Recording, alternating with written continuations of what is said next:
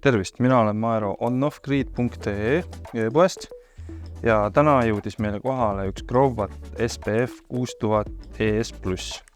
Esmakordselt, varem mul seda olnud ei ole ja vaatame ühesõnaga, mis siin karbis on.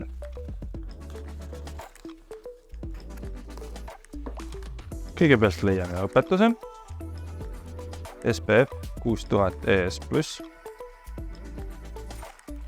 Nii, siis karbis seest leiame väga ilusa inverteri. Vaatame korraks. Siin on kaabeldus, siis nii BMS-i kui arvutiga tõenäoliselt ühendamiseks.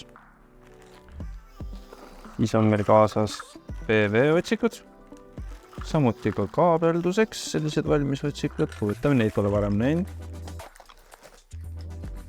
Siin meil on ka vist midagi. Vaatame korraks, mis siin sees on. Jah, nagu ma arvasin, siin on meil Wi-Fi moodul. Tõstame korraks välja. Kõiki meid huvitab kindlasti just see alumine osa. Vaatame, siin on on-off switch. Siin on akude välendas. 2 PV sisendit, mõlemad on 2 MPP trackerid eraldi.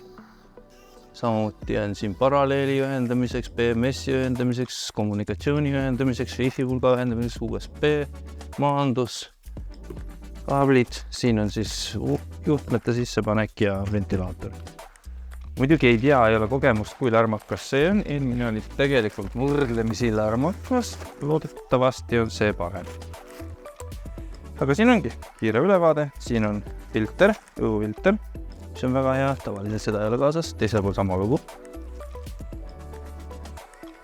Jep, minu poolt kõik.